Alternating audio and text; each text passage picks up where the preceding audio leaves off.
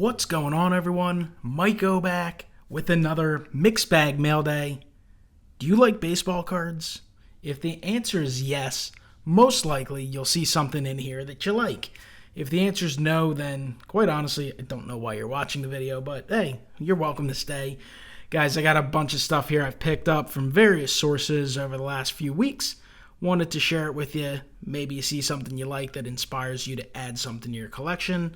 That's one of the points of making these videos. Hopefully you enjoy. I love watching stuff in the community, and I'm always inspired to pick up and add and make little tweaks to my collection based on the different stuff I see from everyone out there in YouTube land making baseball card and sports card videos.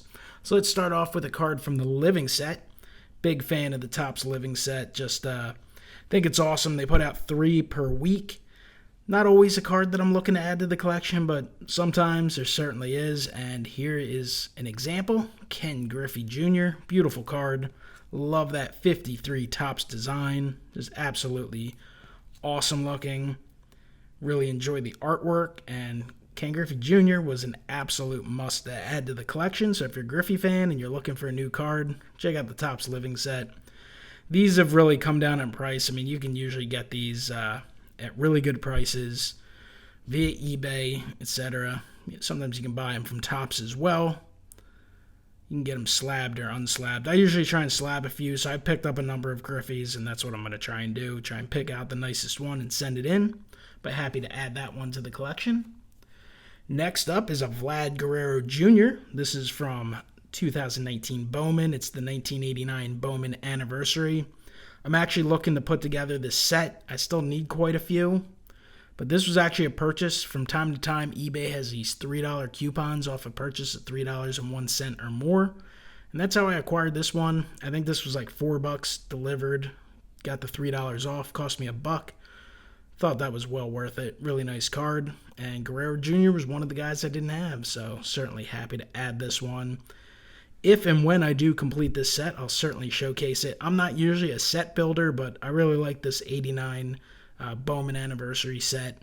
Incredible shine. That and the Blue Chips insert set from 2019 Topps Finest. I'm actually trying to put together both those subsets, so that should be a lot of fun.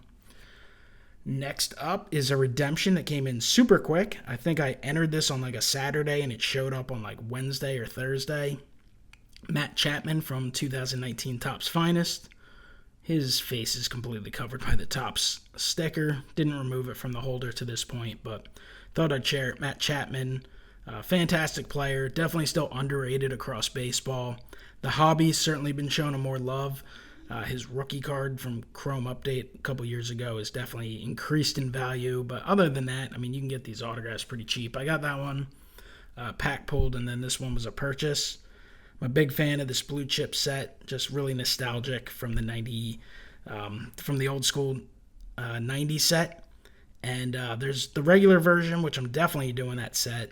And then there's the autograph version, which I'm strongly considering. I think there's 20 cards in the autographs, and there's only a couple that'll be higher priced. Aaron Judge, Shohei Ohtani. I think there might be 1 or 2 more, but for the most part, a lot of them are fairly cheap. So happy to pick up the Matt Chapman. Really nice card. Next, I got a few museum cards. This is actually from a half case break. Bought the Phillies in a half case. Figured I'd take a shot. It was not very expensive. Got a base of JT Realmuto. Got a base of Bryce Harper. And a base of Andrew McCutchen. And I was lucky enough to get a hit. So I got a Rhys Hoskins Momentous Material that is serial numbered to 15. It's numbered right here. So you got a piece of relic there to the left, and then you've got the autograph. Unfortunately, this one is a sticker autograph. Doesn't look too bad. It's not horrendous, but still always in favor of on card for sure. So it was a nice little pull there. I think a Philly spot was like $30. So based on the price of museum and how expensive it is, to me that was well worth it. Here's another living set pickup, JT Realmuto. I always pick up the Phillies, though I did miss out on Aaron Altair, and obviously a lot of people didn't kind of pick up Altair, so he's a shorter print one. So I still need to pick one up, but looking to get one at a cheap price at some point. He's not even with the Phils anymore, but here's a nice real Muto. So happy to add that one. Got a few Tops Now purchases. Just bought these on eBay. Again, unless it's one you really want, it's almost not worth buying from Topps.com. You just get some of the bulk discounts on eBay. This is an Arrieta Real Muto. I pick up one of every Phillies Tops Now card. Use them for a binder project. This one's awesome. Bryce Harper, 466-foot home run, powers Phils win over Rockies, May 18th. I was at this game with a bunch of family. We were celebrating my brother's bachelor party, so this is one of those moments where it's just, you remember being at the game, you remember that moment, you remember that day. So to me, to pick up a card celebrating that occasion was a no doubt about it. So really happy to add that one. Picked up a few of those. Gave one to my brother at his wedding. Here's a Jay Bruce, who's got off to a hot start with the Phils, so picked up a couple of them. Adam Hazley came up, played 2 games, including getting his first hit in the game-winning RBI double, I believe. They have RBI single. I believe that's an error. Unfortunately, he had a hip flexor right after, so he went directly on the DL and now has been optioned back to the minors. So he'll be up again, I'm sure, at some point. Here's another Jay Bruce. First player in modern era with 4 home runs in first 4 games with a new team. So, like I said, Jay Bruce, he's been excellent since the Phils picked him up. So those are some fun little pickups. Now we get into a moderate stack of slabs, and we'll get into it. Of course, a lot of these will be Phillies, but not all of them. I collect everything, but definitely have that focus on Phillies cards. I also enjoy Allen and Ginter autographs, and had to pick this one up when eBay had one of their 13% eBay buck deals, one of the better eBucks deals of the year. And this is a 2014 Topps Allen and Ginter, Bo Jackson, PSA DNA auto. So it's very nice. Would have loved it in blue, but that's just the way I am. I love the blue autographs on Ginter, but I'll accept the black for sure. And really happy to add this one. Bo Jackson, just a super duper fan favorite. He had a nice major league career, unfortunately sidelined early due to injury, but Bo is just, he's beloved by fans. So he's one of those, if you grew up in the 80s, seems like you're a big Bo Jackson fan. Here's a Jay Bruce auto. This is from Allen and Ginter as well. I prefer the regular Ginters, but this is one of their little subsets inserts, and it's kind of neat.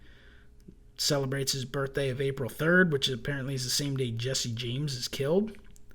But nice blue autograph there, so happy to pick this one up. Again, eBay bucks offer. Whenever you get those offers, you almost feel like obligated to at least try and take advantage of it. That doesn't mean buy stuff that's doesn't fit into your collection or that's overpriced, but if you can get cards at the right price, definitely cool to pick up. So happy to add that Jay Bruce auto. This was part of a group of stuff I bought, combined shipping, so I picked up the Juan Soto and a PSA 9. Obviously, the Gem Mint 10 is what people are seeking in the modern cards. But Juan Soto is an excellent player. He's accomplished a ton for a guy of his age.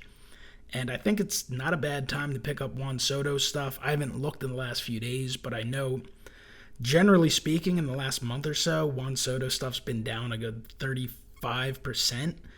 And he did get off to a little bit of a slow start, had a bit of an injury, and the Nationals struggled early, so I think that hurt his prices. You start getting overshadowed by some of the top-notch rookies of this year, but you look at him now, halfway through the season, and his numbers are really pretty much on par with what he did last year for the most part. And, I mean, this kid is still 20 years old, so if you believe in him, I definitely think it's not a bad time to pick up some of his stuff if you're looking to collect them or if you're looking to add to your collection. So nice Soto PSA 9.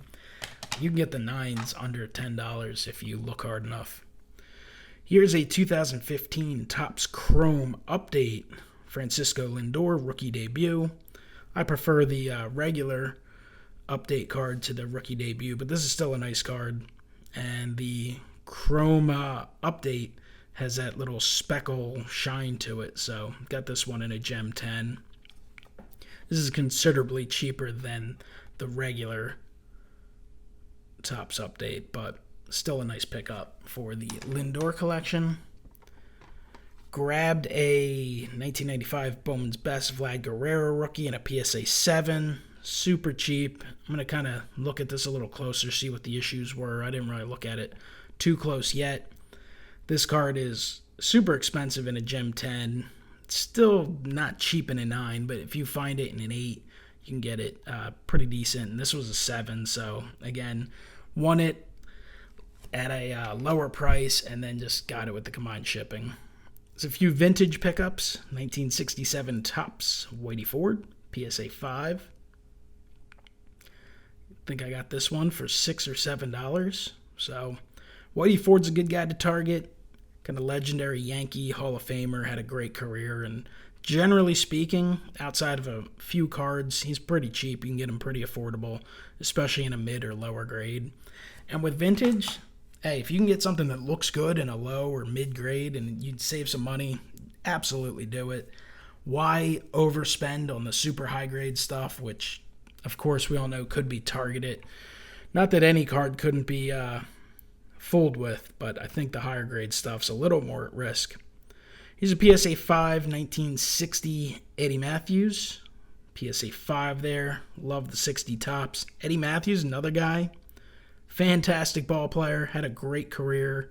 And honestly, generally speaking, his cards are not all that expensive. So if you're looking to build a collection of some Hall of Famers, mix in a little vintage, and you're not really used to the vintage market, these are some guys you can target and just add some awesome cards to your collection. And I guarantee you, as you add some, if you enjoy it, you can decide to maybe pick up the pace and add more. But I think it's worth testing the market, or picking up vintage cards if you've never done so before. Just like I think if you've been a vintage guy, I think it's worth checking out the modern cards as well. They're all baseball cards. They're all awesome. Of course, things change over time, but I think it's fun to kind of enjoy all aspects of the hobby. Here's a 64 Topps Eddie Matthews, PSA 6. Nice looking card. Pretty well centered overall. Definitely has some surface issues. Little surface snow to it, but it doesn't hurt the overall eye appeal of this card that greatly to me. Still looks cool. It's an older baseball card, and it's pretty awesome. So, really nice Ed Matthews. Now we get into some Phils, some old school Phillies stuff, and usually I kind of know some about some of these players. These guys, I don't know a ton, but I certainly look forward to learning more. This is 1934 Gowdy Don Hurst, PSA 4.5, old school Phils uniform. You can always read some stuff on the back. I always like checking out Baseball Reference and just kind of checking out their career history. So this is a cool one that I wanted to add to the collection there. So nice one.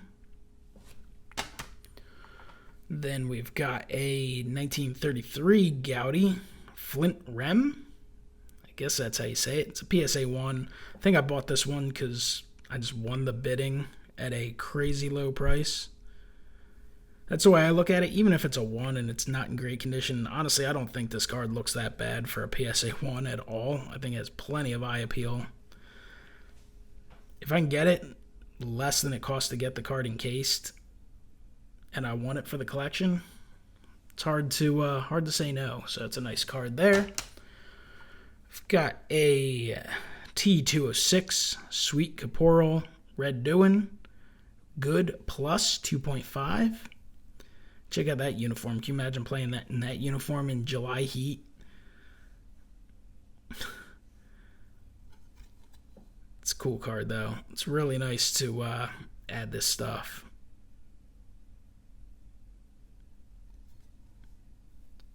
Sweet Caporal. PSA 2.5. This is a cool card. Again, nice to just mix things up. Add a variety of cards to the collection. And then the final pickup is a 1961 Golden Press Grover Cleveland Alexander, PSA 4.